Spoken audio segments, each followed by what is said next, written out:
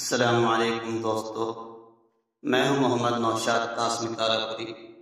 میرے YouTube channel Naushad teach پر آپ کا خیر مقدم ہے۔ دوستو، آپ سے گزارش ہے کہ اگر آپ نے ابھی تک ہمارے یوٹیوب چینل نوشاد ٹیچ کو سبسکرائب نہیں کیا تو بہت جلد کر لیں، تاکہ ہماری ہر نئی ویڈیو آپ تک پہنچتی رہے اور آپ اس یوٹیوب کے ذریعے سے اردو کو گرامر کے ساتھ اور اردو املا کے قواعد کے ساتھ لکھنا پڑھنا سیکھ سکیں اور پڑھانا بھی سیکھ سکیں، پڑھنا بھی سیکھ سکیں۔ تو آئیے دوستو، پھر آج کا سبق شروع کرتے ہیں۔ آج ہم بتانے والے ہیں کہ سین، شین، صاد، ضاد، طوا، ضوا، یہ جب ہم ملا کر لکھیں گے ان کو ملا کر لکھنے کی صورت میں ان کی شکلیں کیسے بن جاتی ہیں، ان کو جو ہم ملا کر لکھیں گے دوسرے حرف سے تو ان کی شکلیں کیسے بنیں گی۔ تو دیکھو، اگر آپ اپنی کتاب میں بچوں دیکھ رہے ہو تو آپ کی کتاب میں بھی ہم نے سین کی شکل کو اس طریقے سے کاٹا ہے اور آخر کی جو گولائی ہے اس کو ختم کر دیا گیا ہے، صرف یہ اوپر کا حصہ رہ گیا، گولائی ختم ہو گئی۔ اسی طریقے سے یہ والا شین بھی ہے، ایسے ہی یہ صاد ہے، اسی طریقے سے یہ طوا ہمیشہ بچے یہ بات یاد رکھیں پورے لکھی جائیں گے۔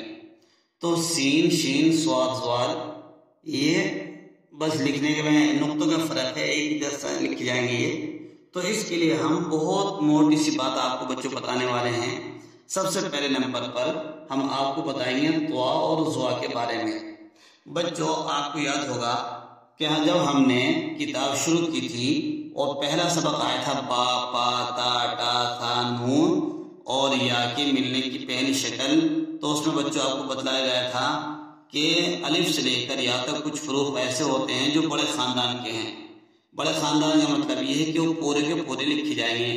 وہ 11 حرف تھے، ایک کیا نام تھا یاد ہو تو بتاؤ، ریویژن کرائیں۔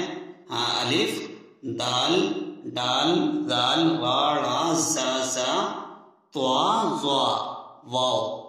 تو یہ جو حرف ہیں یہ بڑے خاندان کے ہیں، یہ جب بھی لکھے جائیں گے پورے لکھے جائیں گے۔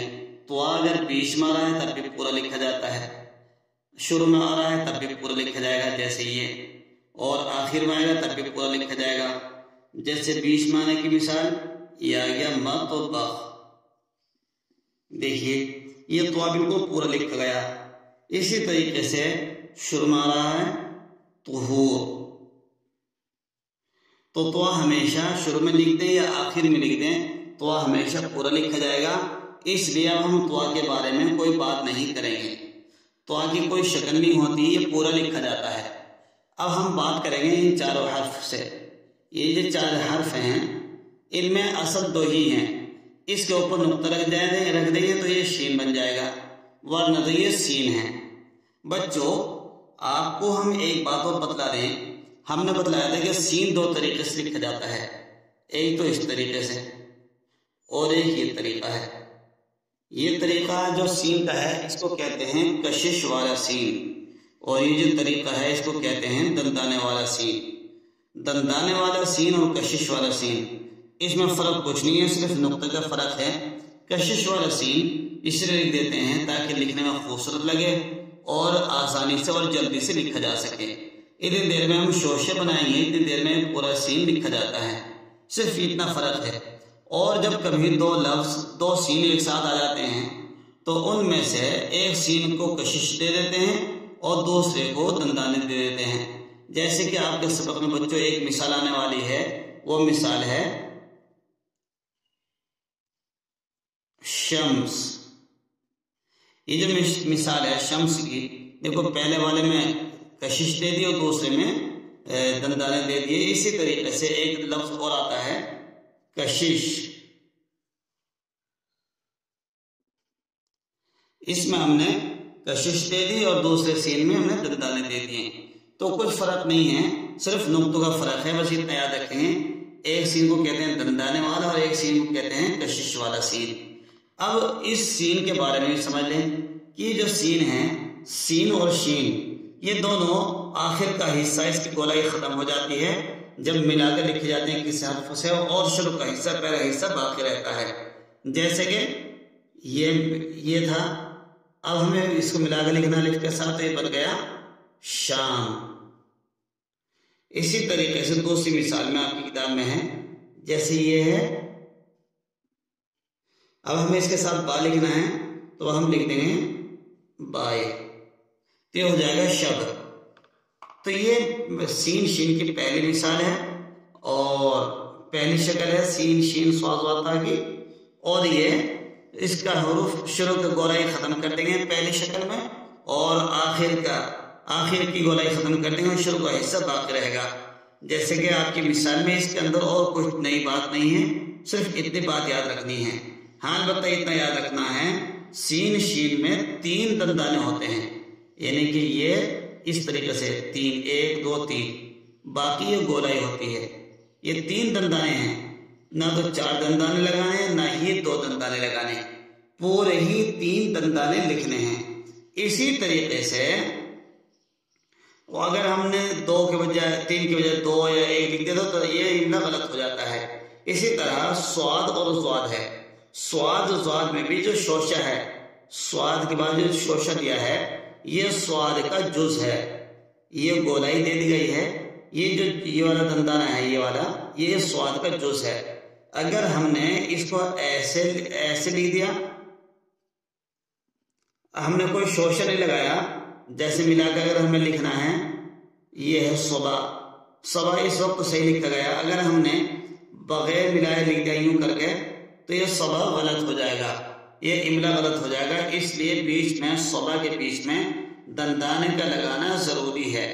تو بچوں آپ کو سمجھ میں آ گیا ہوگا سین اور شین میں 3 دندانے ہوتے ہیں اور یہ تینوں لکھے جائیں گے، 2 یا 1 نہیں لکھا جائے گا بلکہ 3 لکھے جائیں گے، زیادہ لکھے جانے کے. ایسے ہی سواد کے اندر یہ شوشہ ہے، یہ اس سواد کا جز ہے. جب ہم ملا کر لکھیں گے تو جیسے کہ سین کو لکھنا ہے اگر ہمیں تو 3 دندانے پورے لکھیں گے. مان لو ہمیں لکھنا ہے کش، تو سین کے یہ 3 دندانے ہوگا، فا لے لیں گے ہم، یہ ہو جائے گا کش. 1 2 3. اسی طریقے سے ہم سین کی ایک مثال کو دے دیتے ہیں. مان لیجئے ایک مثال ہے نسیم لکھ دیں، یہ سین کا 3 دندانے ہو گئے. اب اس کے بعد ہم یا کو ہلکی سی خم دے دیں گے اور یا بن جائے گی، یہ ہو جائے گا یا، یہ بن جائے گا نسیم. اگر ہم ایک شوشہ اور دے دیں یا کے لیے تو وہ شوشے بہت برے لگنے شروع ہو جائیں گے. اب نسیم کے اندر جب یا آ گئی ہے تو یا کے اندر ہلکا سا خم دے دیں گے، گولائی دے دیں گے، نسیم بن جائے گا. اسی طریقے سے اور بہت ساری مثالیں ہمارے سامنے ہیں. جیسے ہمیں لکھنا ہے بس، تو بس کے لیے یہ 3 دندانے پورے لے لیں گے. اتنا تو با ہو گیا، باقی یہاں سے سین شروع ہو گیا. تو بچوں یہ بات سمجھ میں آ گئی کہ سین شین کے 3 دندانے ہوتے ہیں اور تینوں ملا کر لکھے جائیں گے پہلی شکل میں. دوسری شکل کا استعمال ہم بعد میں بتائیں گے اور اس کے لیے پہچاننا بہت آسان ہے. اب آ جائیے سواد اور زواد. سواد زواد میں بھی یہی چیز ہے. سواد زواد کے اندر جو شوشہ لگاتے ہیں وہ حرف کا جز ہے. تو میں نے مثال دی تھی کہ سواد صبح لکھنا ہے تو ایسے لکھا جائے گا، اور اگر کوئی ایسے لکھ دے صبح تو یہ غلط ہو جائے گا اس کا املا، اور یہ صحیح نہیں ہوگا. اس لیے سواد کے اندر بھی جو شوشہ ہے یہ بھی حرف کا جز ہے. آئیے اب آپ اپنی کتاب دیکھیے بہت غور کے ساتھ. دیکھیے سین شین صاد ضا طا ضا. سین کی مثال دیکھو، کاٹا آخر گولائی ختم کر دی، کشش والا دے دیا، ایسے سواد ہے، نقطہ لگا دیں گے یہ شین بن جائے گا، سواد کے اوپر نقطہ لگا دیں گے سواد بن جائے گا. یہ طوا ہے.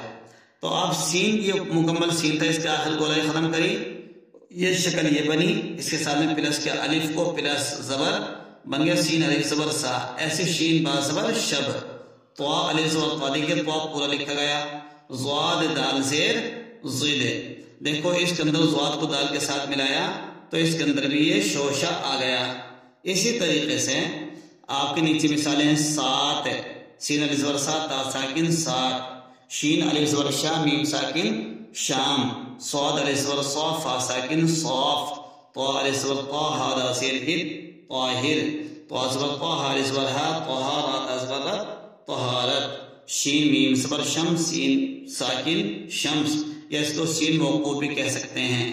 ضحا پیش ظہر، را ساکن ظہر، شین خاصبر شخص، صاد ساکن شخص، کاف صبر کا شین، شین زیر شش کشش، واو پیش ہو، زواد واو پیش ہو، وضو، بہت سے بچے اس کو وضو کہہ دیتے ہیں، وضو نہیں بلکہ وضو ہے۔ کچھ جملے آپ بھی پڑھیے۔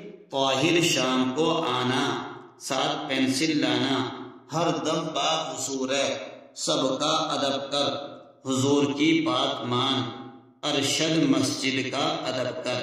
یہ آپ کا سبق بہت آسان ہے، اس کو سین شین کے ننتانے سمجھ لینے ہیں۔ سواد کا ایک شوچہ ہے، توا ضا پورے لکھے جائیں گے، اس کی املا بھی کرنا ہے، انشاءاللہ املا کرائیں گے اور نقل آپ کو کر کے لانی ہے۔